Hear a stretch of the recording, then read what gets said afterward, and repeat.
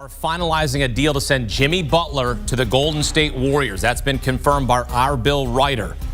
ESPN reports that Butler will also sign a 2-year, $121 million extension with Golden State. After 3 suspensions and over a month of trade talks, Butler has finally found a new home. He is headed to California to join the Golden State Warriors.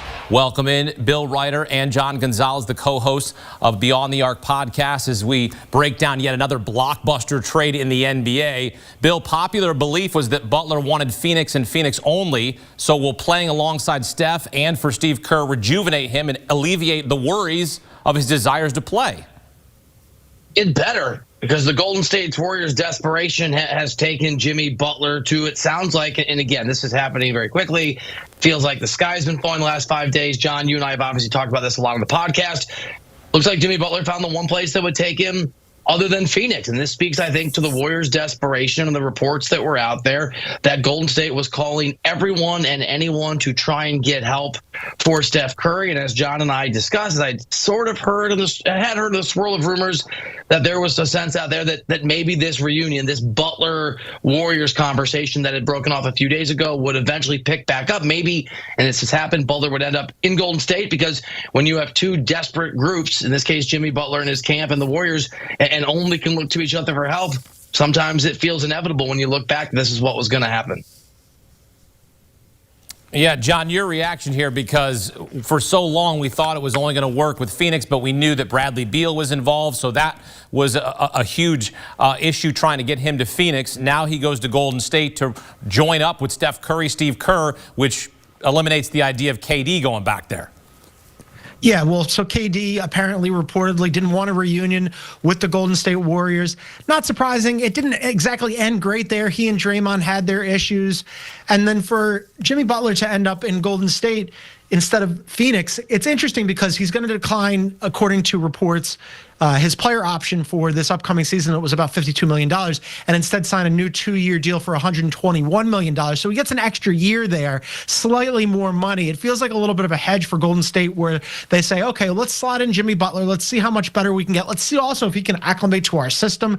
You know, we talk about heat culture a lot, and sometimes that's a little bit of a pejorative. We like to do it tongue-in-cheek and joke around a little bit, but Golden State has their way of doing things too, and it's yielded pretty good results over the Steph Curry era, where they've won 4 championships. Can Jimmy Butler come into Golden State and acclimate himself to the way that they do things in that organization, play for Steve Kerr, play alongside Draymond Green, who also, you know, carries his own baggage and his own drama. A lot of moving parts here, but only 2 years. So I think it's the Warriors sort of like testing the waters here and saying, all right, Jimmy, we'll take you. We were kind of desperate.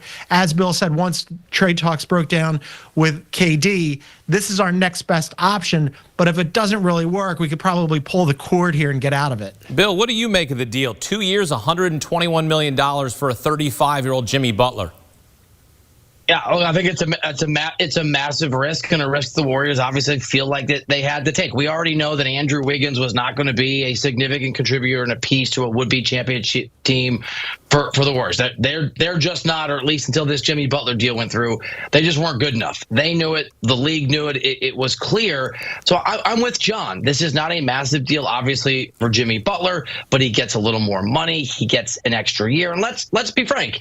Maybe he gets to save face a little bit, because people I had talked to thought there was a really good chance that Butler was going to be a member of the Miami Heat, that the trade deadline was going to come and go with him there, and that he was going to be in a position where he had to just sort of swallow his pride and go back to the Heat and act the way they wanted without being suspended again, or sit out indefinitely. So, yes, he gets the extra year. He gets a chance to be with the Warriors. He also gets to leave Miami. He had painted himself into a real corner. I think he had expected that he was going to be able to get himself to Phoenix. As John noted, that was absolutely going to hinge always on Bradley Beal's willingness to waive a no-trade clause. And as we got closer and closer to this moment, it was clear and clear that Beal was not going to do that, had no interest in going to the few teams that would absorb his contract.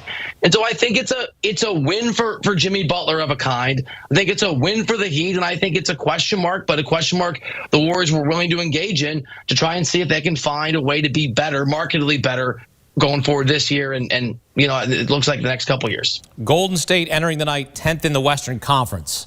John, does Butler's addition catapult Golden State back into the playoff discussion? Yeah, they're in the play-in situation, but you don't want to be in a situation where you're facing the Thunder in the first round. Yeah, and this is something, I mean, that's the golden question here, right? Because I was thinking, that was my immediate reaction, like, okay, how much better does this make the Golden State Warriors? And I would say they're better, right? Jimmy Butler's still, even at 35 at his advanced age, now advanced in NBA terms, still a good basketball player. And I think he is better than Andrew Wiggins. Dennis Schroeder didn't exactly hit the ground running. Now he's out the door. Kyle Anderson, thank you for your service. Off you go. So I think Jimmy Butler is better than any of those guys. They didn't have to give up Kuminga either. So they are a better team, but the Western Conference is absolutely loaded, Akeem. So I'm not sure that all of a sudden this makes them, Western Conference contenders. They're certainly not a top 5 team in the Western Conference. Basically, since starting 12-3, they have been fighting for their play-in position. Forget about playoffs proper. They just want to make the postseason. And we are just a couple of weeks removed. Bill and I talked about this on the podcast, just a couple of weeks removed from Steph Curry, and I'm paraphrasing here, going, well, I'm not sure that we need to mortgage the future. We need to have some assets available to the franchise as Draymond and I age out of this thing.